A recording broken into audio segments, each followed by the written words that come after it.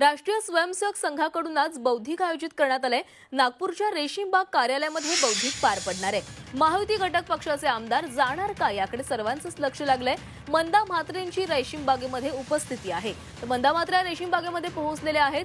राष्ट्रीय स्वयंसेवक संघाचं रेशीमबाग कार्यालयामध्ये बौद्धिक असणार आहे। यासाठी भाजपचे आमदार येणार आहेत। तर दोन्ही सभागृहातील आमदार आणि महत्त्वाचे नेते रेशीमबागेमध्ये जाऊन आद्य सरसंघचालक डॉक्टर हेडगेवार आणि द्वितीय सरसंघचालक गोळवलकर गुरुजी समाधी स्थळावर दर्शन घेऊन अभिवादन करणार आहेत। महायुतीच्या घटक पक्षाचे आमदार रेशीमबागेत जाणार का याकडे सर्वांचंच लक्ष लागलंय। पदाधिकाऱ्यांकडून आमदारांचं बौद्धिकही होणार आहे। या ठिकाणी योगेश सागर देखील दाखल झालेले आहेत। काही वेळापूर्वीच आपण बघितलं मंदा म्हात्रे देखील दाखल झालेले आहेत आणि आता योगेश सागर हे देखील रेशीमबागेमध्ये पोहोचलेले आहेत। या संदर्भात अधिक बोलूयात आमचे प्रतिनिधी अमर काणे यांच्यासोबत। अमर, आज रेशीमबागेमध्ये बौद्धिक आयोजित करण्यात आलेले आहे। भाजपचे इतर आमदार येण्यास सुरुवात झालेली आहे, मात्र महायुतीतल्या इतर घटक पक्षांचे आमदार येणार का याबाबत प्रश्नचिन्ह आहे। प्राची, अगदी बरोबर आहे। सगळ्यांची उत्सुकता जी लागली आहे ती अजित पवार येणार का, कारण की काही दिवसांपूर्वी एक कार्यक्रम रेशीमबाग परिसरामध्ये झाला होता। तेव्हा एकनाथ शिंदे मुख्यमंत्री होते आणि उपमुख्यमंत्री देवेंद्र फडणवीस होते आणि अजित पवार सुद्धा होते। त्यावेळेस सगळ्यांचे जे गाड्या होत्या त्या रेशीमबाग स्मृती मंदिर परिसरात होत्या। अजित पवार मात्र तेव्हा रेशीमबाग स्मृती मंदिर परिसरात आले नव्हते। देवेंद्र फडणवीस आणि एकनाथ शिंदे आले होते।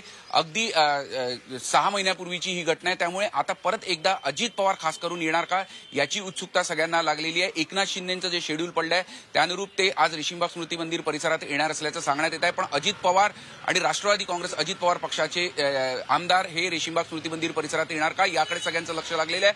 आतापर्यंत भाजपाचे 3 आमदार इथे दाखल झालेले आहे आणि बाकीचे जे आमदार आहे ते थोड्याच वेळात पोहोचतीलच। आपण रेशीमबाग परिसरातले हे थेट दृश्य बघू शकतो। इथून थोडं पुढे गेल्यावर जे आहे रेशीमबाग स्मृती मंदिर परिसरातील डॉक्टर हेडगेवार म्हणजे आद्य सरसंघचालक आणि द्वितीय सरसंघचालक गोळवलकर गुरुजी यांच्या समाधीस्थळ आहे, तिथे सगळ्यांचं माल्यार्पण होईल।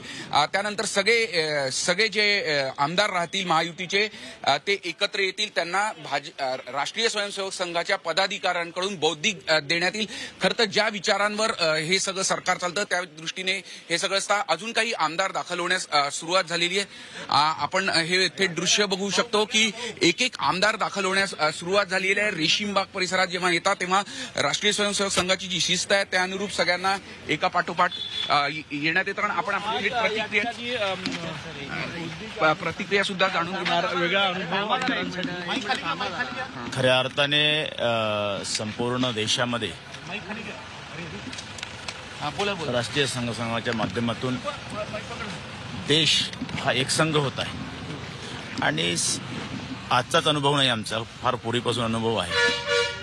संघ परिवाराच्या शाखेमध्ये मी गेलेला व्यक्ती परिवाराचा कार्यकर्ता आहे आणि म्हणून आजच्या दिवशी या ठिकाणी आलेल्या सर्व माझ्या लोकप्रतिनिधींना एक बौद्धिक असं मार्गदर्शन मिळेल आणि परिवाराशी जुळून राहण्याचं एक माध्यम आहे।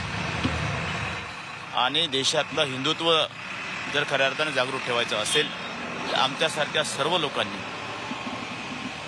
आम्ही जनप्रतिनिधी असल्यामुळे आणि लाखो लोकांचं नेतृत्व करत असतो, त्यांना एक संदेश आमच्या माध्यमातून चांगला जावा ही आमची अपेक्षा असते। सर, हिंदी में बताइए, आज आप यहाँ पे आए हैं।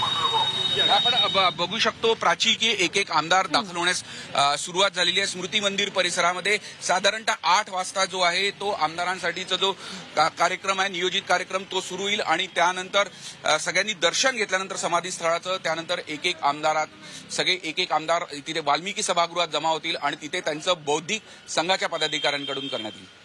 नक्कीच अमर, तर आता लक्ष लागलेलं आहे अजित पवार या ठिकाणी उपस्थित राहतात का किंवा राष्ट्रवादीचे इतर कोणते आमदार उपस्थित राहतात का। धन्यवाद तुम्ही दिलेल्या माहितीसाठी। तर मंदा म्हात्रे देखील या ठिकाणी पोहोचलेले आहेत। भाजपचे इतर आमदार या ठिकाणी पोहोचायला सुरुवात झालेली आहे। अजित पवार गटाचेच म्हणजे राष्ट्रवादीचे आता कोणते आमदार या ठिकाणी बौद्धिकसाठी उपस्थित राहणार का याकडे लक्ष लागलेलं आहे, कारण काही महिन्यांपूर्वीच या ठिकाणी ज्यावेळेस तिन्ही नेते जेव्हा फडणवीस, शिंदे आणि अजित पवार नागपूरमध्ये आलेले होते, स्मृतीस्थळावर आलेले होते, त्यावेळेस अजित पवार मात्र या ठिकाणी आलेले नव्हते. त्यामुळे आजच्या बौद्धिकसाठी राष्ट्रवादीचे अजित पवार आणि इतर आमदार उपस्थित राहणार का याकडे लक्ष लागलेलं आहे. राष्ट्रीय स्वयंसेवक संघाकडनं महायुतीच्या सर्व घटक पक्षांना निमंत्रण देण्यात आलंय. मात्र आता अजित पवार यांची उपस्थिती या ठिकाणी पाहायला मिळणार का याकडे सर्वांच्याच नजरा लागलेल्या आहेत. तर भाजपचे आमदार देखील या ठिकाणी आता उपस्थित राहायला सुरुवात झालेली आहे. काही वेळापूर्वीच मंदा मात्र या ठिकाणी पोहोचलेले आहेत.